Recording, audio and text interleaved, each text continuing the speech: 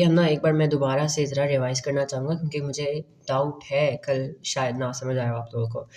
तो देखो carbon exist naturally in the atmosphere as carbon 12 and carbon 14।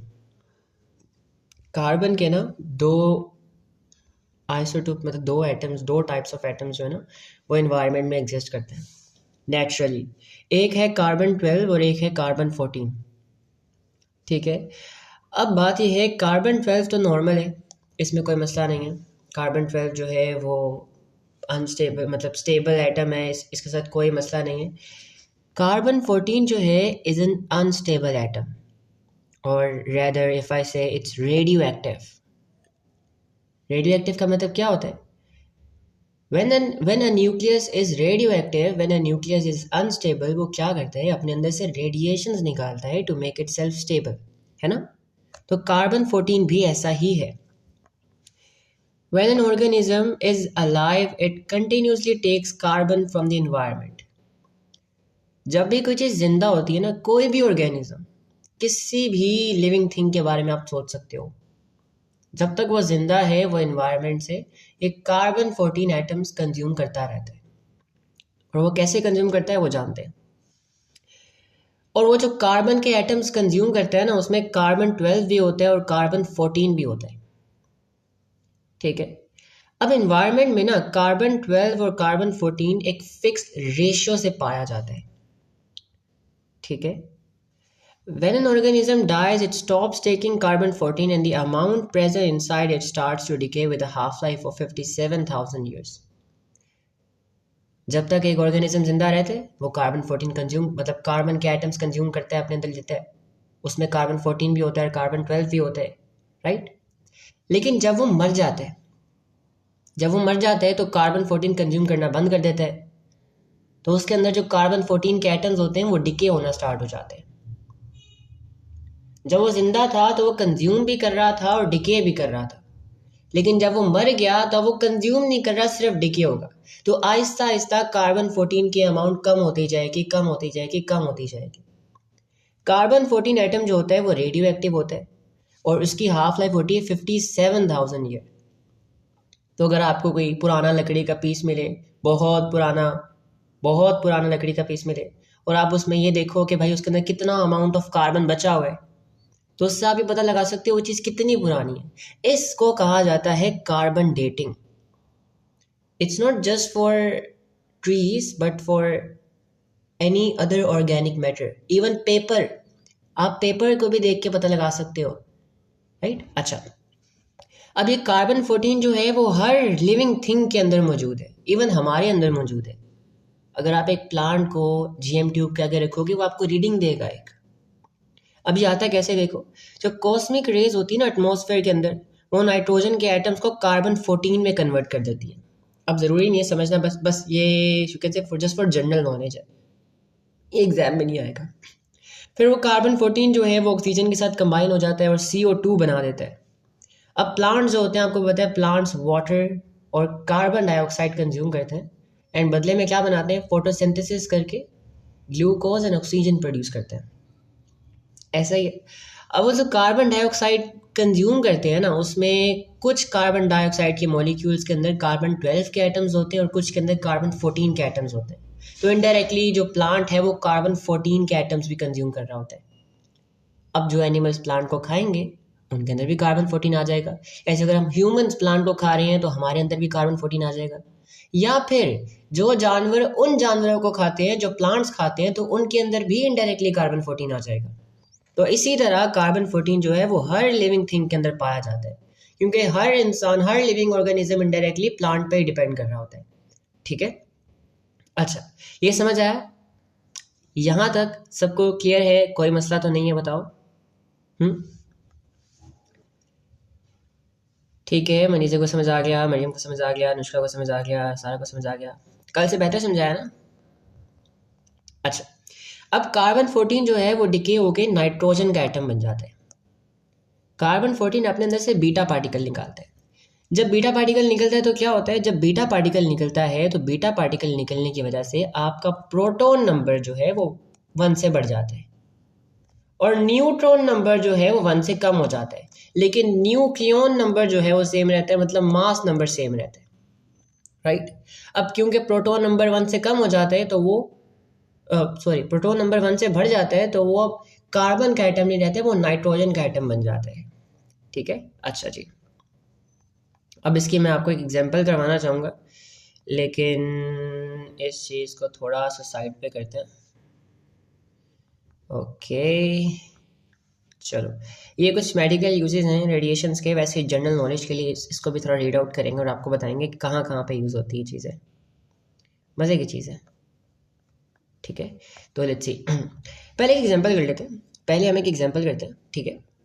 तो आप अज्यूम करो मेरे पास ना यहाँ पे एक पीस ऑफ वुड है, क्या है, I have a piece of wood, और ये पीस ऑफ वुड का जो मास है वो 10 ग्राम्स है। मैं ताज़ा ताज़ा ग्रीन ट्री से उतार के लाया हूँ इसको, एक बिल्कुल फ्रेश ग्रीन ट्री से लकड़ी का पीस 10 ग्राम्स का मैं उतार के लाया, और मैंने क्या किया कि मैंने ला के इसको गीगर मिलर ट्यूब के आगे रखा। लेकिन इससे पहले क्या हुआ, मैंने इसको नीचे रखा, पहले मैं रखूँगा ऊपर Geiger Miller tube.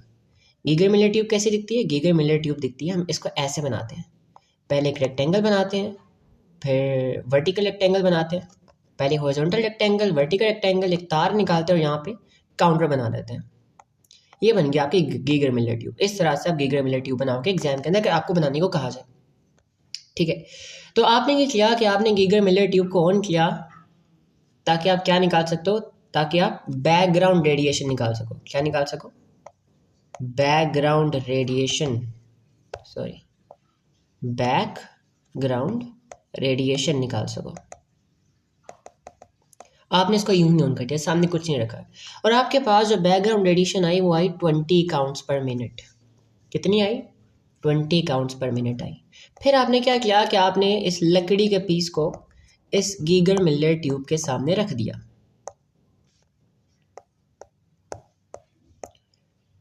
Less than 3 centimetre.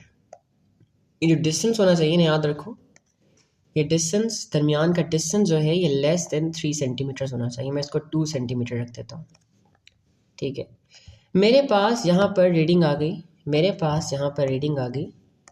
100 counts पर मिनट, ठीक है। अच्छा, अब मैं यूं ही जा रहा था, मैं ना मरी के पहाड़ों में फिर रहा था और ज़मीन की खुदाई कर रहा था, राइट। और खुदाई करते करते मुझे एक लकड़ी का पीस मिला, और वो लकड़ी का पीस बहुत पुराना लग रहा था। मैं वो लकड़ी का पीस घर ले आया और उस लकड़ी का पीस का मैंने 10 ग्राम का पीस तोड़ लिया, मैंने उसका 10 ग्राम का पीस तोड़ लिया, और वो वही लकड़ी थी, ठीक है। 10 ग्राम का पीस तोड़ लिया मैंने इसको भी जीएम ट्यूब के आगे रखा, राइट, मैंने इसको भी जीएम ट्यूब के आगे रखा, और वही लेस देन 2 सेंटीमीटर 3 सेंटीमीटर के डिस्टेंस पे रखा। लेकिन अब जो मुझे रीडिंग मिली वो क्या मिली, मुझे reading milli 8 you can say के 40 काउंट्स पर मिनट। मुझे रीडिंग मिली 40 काउंट्स पर मिनट, राइट। और देखो, जब एक चीज़ जिंदा होती है ना तो उसके अंदर जो अमाउंट ऑफ कार्बन 14 होता है वो सेम रहता है, वो चेंज नहीं होता। जैसे अगर ग्रीन प्लांट के अंदर 100 है तो वो 100 ही रहेगा, वो चेंज ही नहीं होगा, क्योंकि जिस रेट से वो कार्बन 14 कंज्यूम कर रहा होगा उसी रेट से वो डिके भी कर रहा होगा, तो वो कांस्टेंट रहता है, ठीक है।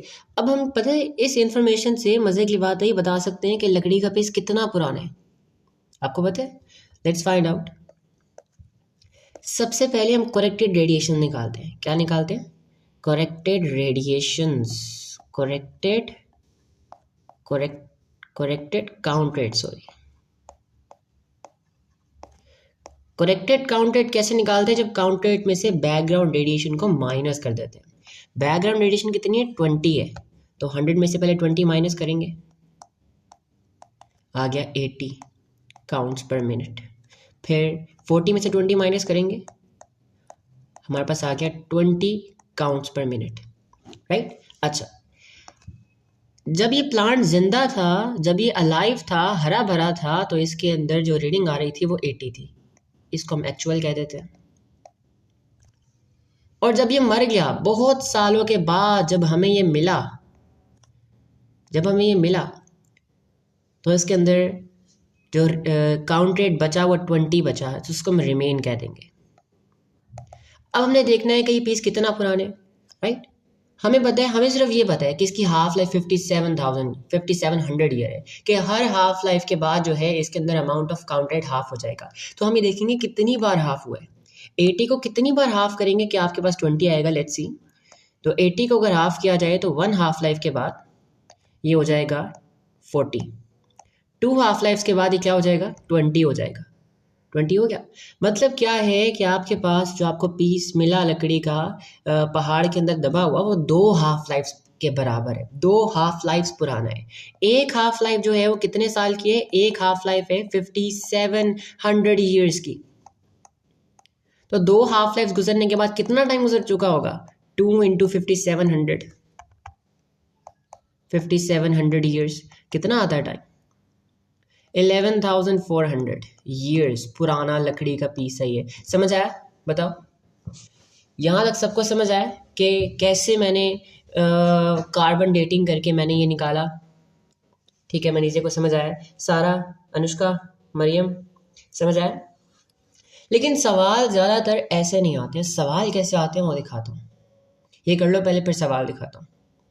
कर देख लिया, समझ आ गया? चलो ठीक है, अब एक क्वेश्चन करते हैं। एक क्वेश्चन करते हैं, उसमें आपसे एक सवाल दिया गया है कि आपके पास क्या है, एक हड्डी है। एक हड्डी थी किसी डायनासोर की हड्डी, हम अज्यूम कर लेते हैं ये हड्डी क्या है, ये हड्डी किसी डायनासोर की है। A bone of an ancient dinosaur, प्यारी सी हड्डी है।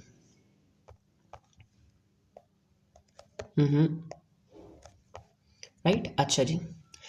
तो साइंटिस्ट ने पता लगाया कि भाई, साइंटिस्ट ने पता लगाना है कि ये हड्डी कितनी पुरानी है। वैसे तो डायनासोर की हड्डी नहीं अज्यूम कर सकते, डायनासोर बहुत पुराने हैं। ये कार्बन डेटिंग वाला प्रोसेस जो है ना, ये सिर्फ यू कैन से 5,000 साल से लेके, मतलब 5,700 ईयर से लेके 50,000 साल तक काम कर सकता है। क्योंकि अगर बहुत आगे जाते जाओगे फिर वो इतना कम हो जाएगा अमाउंट के मेजर करना भी मुश्किल हो जाएगा। ठीक है, तो ये हड्डी आपके पास जो कि बहुत एंशिएंट एनिमल की है, राइट। और जब ये हड्डी जिंदा थी, जब ये हड्डी जिंदा थी तो जाहिर सी बात है इसके अंदर कार्बन 14 की कोई अमाउंट होगी। इसके अंदर कार्बन 14 के एटम्स पाए जाते होंगे, कार्बन 14 के एटम्स पाए जाते होंगे। लेकिन जब जब साइंटिस्ट को ये हड्डी मिली ना, तो इसके अंदर जो अमाउंट ऑफ कार्बन 14 था, इसके अंदर अमाउंट ऑफ कार्बन 14 था, वो इसकी एक्चुअल अमाउंट से 1/8 था, 1/8 ऑफ कार्बन 14। जरा बात मेरी ध्यान से समझना, ये प्योर मैथ्स है। जब वो जिंदा था तो उसके अंदर एक स्पेसिफिक अमाउंट ऑफ कार्बन 14 थी, राइट। लेकिन जब आपको हड्डी मिली तो उसके अंदर जो अमाउंट ऑफ कार्बन 14 पाया गया वो इसकी एक्चुअल अमाउंट से 1/8 था, 1/8। ठीक है, 1/8, राइट। अब हमने फाइंड करने कितना पुराने, तो पहले हम ये देखेंगे कितनी हाफ लाइफ गुजर चुकी है। तो हम 1 को हाफ करेंगे, हम 1 एज्यूम कर लेते हैं। हम एज्यूम कर लेते हैं कि भाई शुरू में 1 था, 1। ठीक है, हम 1 को हाफ करना शुरू करेंगे। पहले हम एक बार हाफ करेंगे 1 को, एक हाफ लाइफ के बाद जो है आपके पास कितना अमाउंट बचा होगा, हाफ बचा होगा, हाफ हो जाएगा, राइट। एक हाफ लाइफ के बाद अमाउंट हाफ हो जाएगी। 2 हाफ लाइफ के बाद ये अमाउंट जो थी वो क्या हो जाएगी, वो 1/4 ऑफ ओरिजिनल हो जाएगी। 3 हाफ लाइफ के बाद जो है वो 1/8 ऑफ ओरिजिनल हो जाएगी। और यही हमें चाहिए, है ना, यही हमें चाहिए, राइट। तो कितनी हाफ लाइफ गुजरी है, 3 हाफ लाइफ के बाद इस हड्डी के अंदर पाए जाने वाला कार्बन 14 की अमाउंट ओरिजिनल से 1/8 हो जाएगी, जब 3 दफ़ा हाफ करेंगे। ठीक है, जब 3 दफ़ा हाफ करेंगे। अच्छा जी, तो हमें पता है भाई एक हाफ लाइफ जो है वो 5700 ईयर्स की है। तो 3 हाफ लाइफ कितनी ईयर्स की होगी, 3 इंटू 5700, क्या आएगा आपके पास, 0037 और 17,100 ईयर्स। ये सवाल समझ आया? इस तरह के सवाल आपको आएंगे। यहाँ तक सबको क्लियर है? आगे जा सकते हैं हम लोग, क्या आगे चलें? मरियम, सारा, अनुष्का,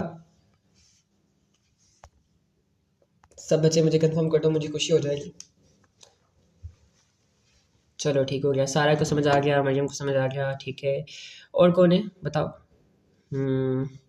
मनीष है, ठीक है, मनीष को भी समझ आ गया। Anushka waiting for your response.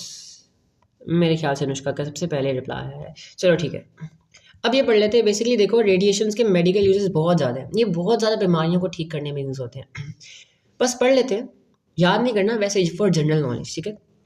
जो गैमा रेज हैं, the isotope Technetium-99 is used in the detection of tumors. When a small amount of the isotope is taken into the body, the gamma rays emitted allow image of internal organ to be taken using a medical equipment called a gamma camera. This helps in the diagnosis. ठीक है, जो tumours के sales होते हैं ना, उनको मारने के लिए काम आते हैं, और आप गैमा रेज यूज़ करते हो। फिर बीटा पार्टिकल्स का भी यूज़ किया जाता है। The isotope iodine 131 is used in the treatment of thyroid disorder. Thyroid disorder, पता नहीं कौन सी बीमारी, लेकिन बहुत खतरनाक लग रही है नाम से ही सुन के। When a small amount is taken into the body, it can destroy the thyroid cells, including cancer cells. अगर आप डायरेक्टली मारते हो ना कैंसर सेल्स के ऊपर या थायराइड सेल्स के ऊपर, तो ये उनको मार देता है, उन डेंजरस सेल्स को मार देता है, अगर कंट्रोल्ड और स्पेसिफिक अमाउंट मारी जाए सिर्फ। The isotope has a short half-life 8 days, so it does not remain in the body for too long. और याद रखो, मेडिकल पर्पस के लिए जितनी भी रेडिएशन यूज़ की जाती है, पहली बात तो अल्फा कभी यूज़ नहीं होगा। अल्फा क्यों नहीं यूज़ होगा? सवाल आ सकता है कि भाई why alpha is not used in this particular situation और सिनेरियो। तो हमेशा याद रखना, जो अल्फा पार्टिकल है वो लीस्ट पेनेट्रेटिंग है, वो पेपर को पार नहीं कर सकता, तो आपके स्किन के अंदर कैसे जाएगा, ठीक है। सबसे ज़्यादा यूज़ किया जाने वाला गैमा है, उसके बाद बीटा है। In gamma knife radio surgery, gamma rays from a radio active source cobalt 60 are directed at the brain to destroy brain tumours. Brain tumour का इलाज भी किया जाता है इनके जरिए। The isotope has a half life 5.3 years. It takes a long time for the isotope. Sir, can we say alpha is highly ionizing so it will damage cells? Well it will surely damage cells, ठीक है, लेकिन अगर controlled amount use की जाए और less energy वाली use की जाए तो ये फ़ायदेमंद हो सकते थे, लेकिन मसला ये स्किन के अंदर जा ही नहीं सकते, ये स्किन के अंदर जा ही नहीं सकते, ये पेनेट्रेट ही नहीं कर सकते, and they are very dangerous of course, वो बहुत ज़्यादा हाईली आयोनाइजिंग होते हैं, तो जा ही नहीं सकते अंदर। और दूसरी बात ये है कि इनका जो ट्रैवलिंग डिस्टेंस है वो 3 सेंटीमीटर्स मैक्सिमम है, तो कितना ही ट्रैवल कर लेंगे ये, है ना। अब इस आइसोटोप की जो है वो हाफ लाइफ ज़्यादा होती है। It takes a long time for the isotope to decay, so it remains in the body for a long time, thus only a small quantity is needed over a long treatment time. अब देखो, कुछ treatments होते हैं ना, उनमें आपको बहुत ज़्यादा मतलब यू कैन से कि डिफरेंस आ जाते हैं, जैसे पहला ट्रीटमेंट इतने साल बाद है, दूसरा ट्रीटमेंट इतने साल बाद है, क्योंकि कभी कभी वो ऐसी रेज यूज़ करते हैं जिनकी हाफ लाइफ ज़्यादा होती है, तो वो आपकी बॉडी में देर तक रहती है। ऐसी बात नहीं, हमारी बॉडी जो है वो बर्दाश्त नहीं कर सकती रेडिएशंस को, कर सकती है, एक स्पेसिफिक लिमिट है हमारी, हम एक स्पेसिफिक लिमिट तक रेडिएशंस की डोज को बर्दाश्त कर सकते हैं, लेकिन अगर वो हद से ज़्यादा हो जाए ना, तो फिर बेशुमार ख़तरनाक है हमारे लिए ये।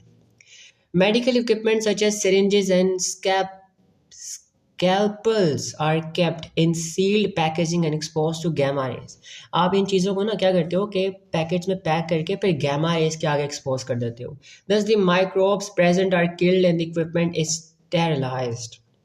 तो वो आपसे पूछेगा कि भाई which rays, gamma, alpha और beta are used for sterilizing medical equipment? तो याद रखना सिर्फ गैमा रेज।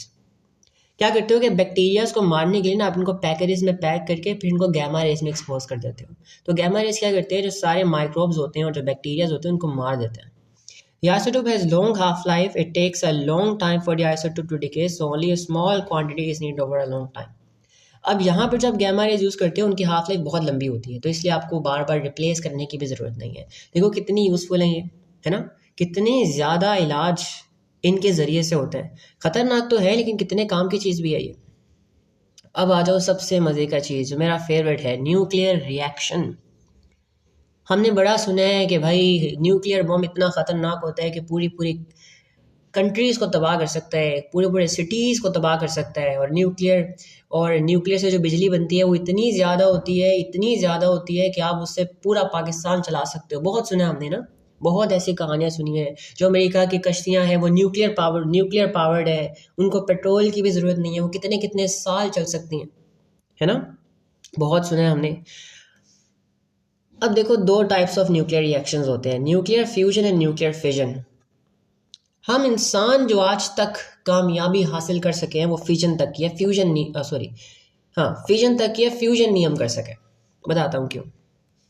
तो nuclear fission, in a process in which the nucleus of an atom splits usually into two parts and releases a huge amount of energy. ये वो fission है जो आपके न्यूक्लियर पावर प्लांट्स में यूज़ होता है, जो आपके न्यूक्लियर बॉम्ब्स में यूज़ होता है। इसमें होता है क्या है कि एक बड़ा न्यूक्लियस होता है, वो दो छोटे न्यूक्लियाई में स्प्लिट हो जाता है, कुछ न्यूट्रॉन्स भी निकलते हैं अंदर से और बहुत ज़्यादा एनर्जी निकलती है, बहुत ज़्यादा एनर्जी। वो एनर्जी में आपकी इंटरनल एनर्जी आती है, यानी थर्मल एनर्जी, हीट एनर्जी आती है, और काइनेटिक एनर्जी आती है, और साउंड एनर्जी भी निकलती है थोड़ी थोड़ी। ठीक है, तो देखो, in nuclear fission reaction atom such as uranium 233, uranium 235 और प्लूटोनियम 239 आर यूज्ड। सबसे ज़्यादा वाइडली यूज जो है वो यूरेनियम 235 है, मोस्टली यही यूज़ कर रहे होते हैं। अब होता है क्या है, देखो, एक एक साइंटिस्ट था, वो क्या कर रहा था कि ना डिफरेंट एटम्स के न्यूक्लियस लेके उसके अंदर ना न्यूट्रॉन फायर कर रहा था। तो उसने एक बार ना क्या किया कि यूरेनियम 235 पे एक न्यूट्रॉन फायर किया। यूरेनियम 235 जो है ये बिल्कुल ख़तरनाक नहीं है, ये रेडियो एक्टिव भी नहीं है, ये अनस्टेबल भी नहीं है। ठीक है, तो होता है क्या है कि जब यूरेनियम 235 में एक न्यूट्रॉन फायर किया गया, एक न्यूट्रॉन फायर किया गया यूरेनियम 235 के न्यूक्लियस के अंदर, तो वो न्यूट्रॉन उसके अंदर घुस गया। और जब वो न्यूट्रॉन उसके अंदर घुसा ना, न्यूट्रॉन के लिए पास आना मसले की बात ही नहीं थी, क्योंकि जो न्यूक्लियस होता है वो पॉजिटिवली चार्ज होता है और न्यूट्रॉन के ऊपर कोई चार्ज नहीं होता, नो चार्ज, तो कोई रिपल्शन भी नहीं हो रही थी, इसलिए वो आराम से इसके अंदर घुस गया। और जब वो इसके अंदर घुसा ना, तो ये यूरेनियम 235 के जो एटम था ये यूरेनियम 236 बन गया। और यूरेनियम 236 जो है वो हाईली अनस्टेबल है। अच्छा एक बात बताऊं, जब ये एटम अनस्टेबल कब होते हैं आपको पता है? जो आज मतलब न्यूक्लियर एनर्जी होती क्या है, न्यूक्लियर एनर्जी होती क्या है, जो न्यूक्लियस होता है ना, न्यूक्लियस उसके अंदर आपको पता है प्रोटॉन्स पाए जाते हैं और न्यूट्रॉन्स पाए जाते हैं, राइट। अब उनको टाइटली पैक रखने के लिए, प्रोटॉन्स पॉजिटिव चार्ज है, बेशक वो रिपेल करें, लेकिन उनको इतना क्लोज रखने के लिए जो न्यूक्लियस है वो एक फोर्स लगा रहा है, एक फोर्स लगा रहा है इन सबको पैक रखने के लिए, और ये फोर्स बहुत ज़्यादा है। लेकिन जब ये बर्दाश्त से बाहर हो जाता है, जब ये कंट्रोल से बाहर हो जाता है, जब ये एक न्यूक्लियस अनस्टेबल हो जाता है, तो वो अपने अंदर से रेडिएशंस, पार्टिकल्स निकालता है अपने आप को स्टेबल करने के लिए। पार्टिकल्स भी निकाल सकता है और एनर्जी भी निकाल सकता है। ठीक है, रेडिएशंस, वेव्स भी निकाल सकते हैं, जैसे इलेक्ट्रोमैग्नेटिक वेव्स जिसमें गैमा रेज आ जाती हैं। To make itself stable its place into two almost equal parts. अपने आप को स्टेबल करने के लिए ना ये ऑलमोस्ट दो इक्वल ही किस्म के एटम्स में डिवाइड हो जाते हैं। कुछ न्यूट्रॉन्स निकलते हैं और ढेर सारी एनर्जी निकलती है, बहुत एनर्जी निकलती है, बहुत ज़्यादा एनर्जी निकलती है, a lot of energy is release. ये एनर्जी जो है वो काइनेटिक के फॉर्म में होती है, हीट एनर्जी के फॉर्म में होती है। ठीक है, अब यहाँ पर ही देखना, ये आपका यूरेनियम 235 था, इस यूरेनियम 235 में एक न्यूट्रॉन फायर किया गया, ये यूरेनियम 236 बन गया। तो क्या होगा, जब ये यूरेनियम 236 बनेगा ये बहुत अनस्टेबल हो जाएगा और अपने आप को स्टेबल करने के लिए अपने आप को दो हिस्सों में तोड़ लेगा और दो अलग अलग एटम्स बन जाएंगे। ठीक है, ये देखो, दो अलग अलग एटम्स बन गए, राइट, दो एटम्स अलग बन गए। इसके अलावा न्यूट्रॉन्स भी निकलते हैं, न्यूट्रॉन्स भी निकलते हैं और बहुत ज़्यादा रेडिएशन एंड बहुत ज़्यादा एनर्जी रिलीज होती है। ठीक है, अच्छा, ओके। मैंने केमिस्ट्री पढ़ी नहीं, मतलब पढ़ी तो है, लेकिन ये तो बेरिलियम है, लेकिन इसका नाम मैं भूल गया। अगर किसी को पता है तो मुझे बताना, ये Kr क्या रिप्रेजेंट कर रहा है, इफ़ यू गाइस रिमेंबर। ठीक है, अब हम क्या करते हैं, एक न्यूक्लियाइड इक्वेशन बनाते हैं, इस रिएक्शन की एक न्यूक्लियाइड इक्वेशन बनाते हैं। ओके, अच्छा, तो होता है क्या है, देखो यहाँ पे आपके पास एक न्यूट्रॉन होता है, देखना, एक कौन सा कलर यहाँ ही लेते हैं, एक न्यूट्रॉन रेड लेते हैं, हाँ एक न्यूट्रॉन होता है, ऊपर क्या आता है, ऊपर आता है मास नंबर, न्यूट्रॉन का मास 1 होता है, और नीचे क्या आता है, चार्ज, न्यूट्रॉन का चार्ज 0 होता है। आप न्यूट्रॉन को मारते हो किसके अंदर, यूरेनियम 235 के अंदर। यूरेनियम का जो मास होता है वो 235 होता है, और यूरेनियम का जो प्रोटॉन नंबर होता है वो 92 होता है। ठीक है, अच्छा अब इनका एक रिएक्शन होता है, और रिएक्शन के बाद क्या बनता है, हमारे पास दो एटम्स बन जाते हैं, जो कि जिनका you can say almost equal size के, ऑलमोस्ट।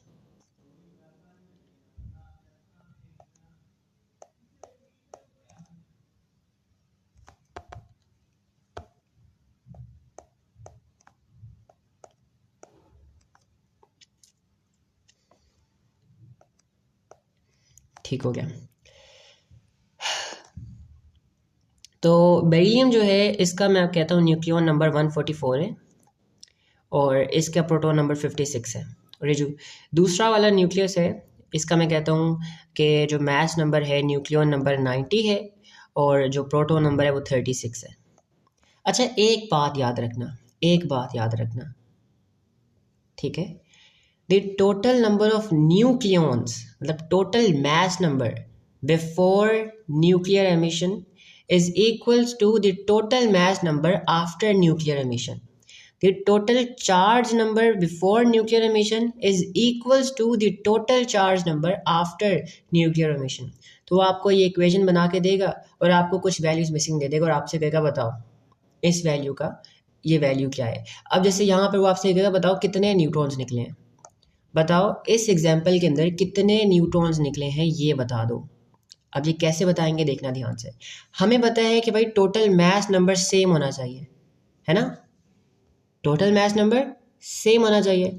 इनका जो टोटल मास है वो कितना है, 236, राइट। और यहाँ का टोटल मास कितना आ रहा है, ज़रा गिनो, 144 प्लस 90,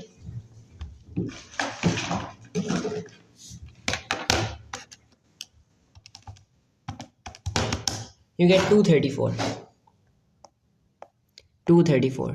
कितना कम है, ये 236 है और ये 234 है, दो कहाँ गया मैस, टू न्यूक्लियन नंबर कहाँ गया, दो न्यूट्रॉन्स निकल गए। कितने न्यूट्रॉन निकल गए, दो न्यूट्रॉन निकल गए। इस तरह से आपसे इक्वेशन सॉल्व करवाएगा। ठीक है, जैसे मैं एक और एग्जांपल देता हूँ आपको। अब ये एग्जांपल आप लोग करना, ये एग्जांपल आप लोग करना, मैं आपको देता हूँ सॉल्व करने के लिए। ठहर जाओ एक मिनट, ओके।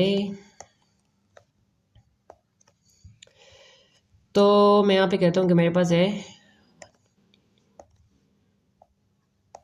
बताओ मेरे पास कितने न्यूट्रॉन्स निकलेंगे यहाँ पे, बताओ इस इक्वेशन को देख के बताओ मेरे पास यहाँ पे कितने न्यूट्रॉन्स निकलेंगे, देख के बताओ। Can you solve that. तो देखो बस एक बात याद रखना, कैन वी से अल्फा इज हाई, अच्छा पुराना मैसेज है, तो सॉल्व करके बताओ मुझे। सोना किसी ने भी नहीं है, ठीक है।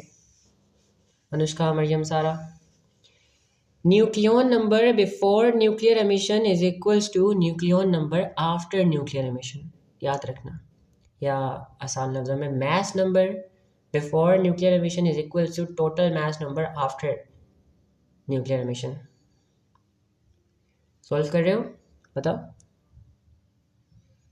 अगर नहीं हो रहा कोई बात नहीं, सिंपली लिख दो सर समझ नहीं आया। Okay, Maniza is saying 2, alright Maniza, देखते हैं।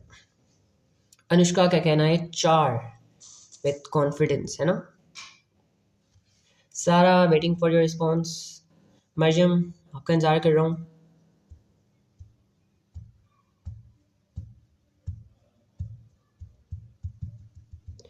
मेरा क्वेश्चन ये है कि भाई आपके पास ये एक रिएक्शन हुआ है जिसमें दो आपके न्यूक्लियस, आपका जो यूरेनियम था वो दो न्यूक्लियस में डिवाइड हो गया, और आपको उन दोनों न्यूक्लियस का मास नंबर गिवन है। बताओ कितने न्यूट्रॉन्स निकले हैं इस रिएक्शन के अंदर, हाउ मैनी न्यूट्रॉन्स आर मतलब निकले हैं इस रिएक्शन के अंदर। मरियम आर यू देयर, जल्दी करो, क्लास एंड होने वाली है, फिर दूसरे लिंक से भी ज्वाइन करना है अभी। Okay, never mind, it's 4। Okay, अच्छा ठीक है, चलो बदल लिया आप लोगों ने, यू टर्न ले लिया। चलो देखते हैं। तो बस ये बात याद रखना कि भाई टोटल मैथ नंबर सेम होना चाहिए। देखो इन दोनों का जो टोटल मैथ नंबर है वो कितना आ रहा है, 236 आ रहा है। ठीक है, 236 आ रहा है, 236 आ रहा है। अब याद रखो कि भाई इन सब का मैथ नंबर भी सेम होना चाहिए। ठीक है, अब इन दोनों का जो सम है वो कितना आ रहा है, वो आ रहा है 142 + 90।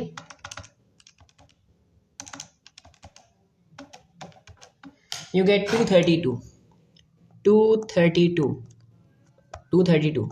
बाकी का 4 कहाँ गया, बाकी के 4 न्यूट्रॉन्स निकल गए ना, 4 न्यूट्रॉन्स निकल गए। 4 न्यूट्रॉन्स का मैस 4 हो गया, तो मिला के कितना बन गया, मिला के बन गया, ये मिला के बन गया पूरा का पूरा 236, मिला के बन गया 236। इस तरह का सवाल you can expect to come in your exams. ठीक है, न्यूक्लियर फिजन सबको क्लियर है, बताओ क्या सबको न्यूक्लियर फिजन क्लियर है, बताओ।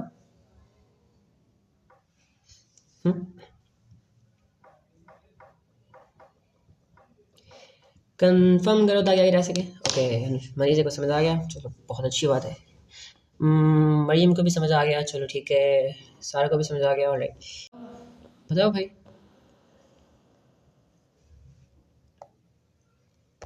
चलो मैं बताता हूँ। सारा ने बिल्कुल ठीक लिखा है, बिकॉज अ हाई टेम्परेचर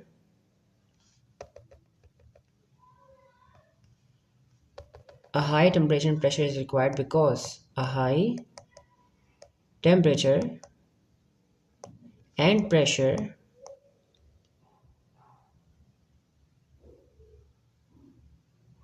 बहुत अच्छा लिखा answer.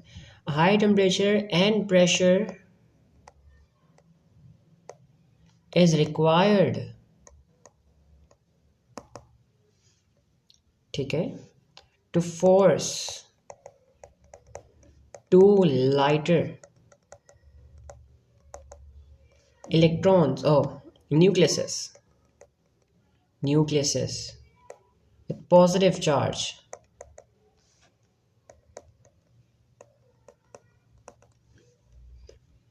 to combine and form a bigger nucleus।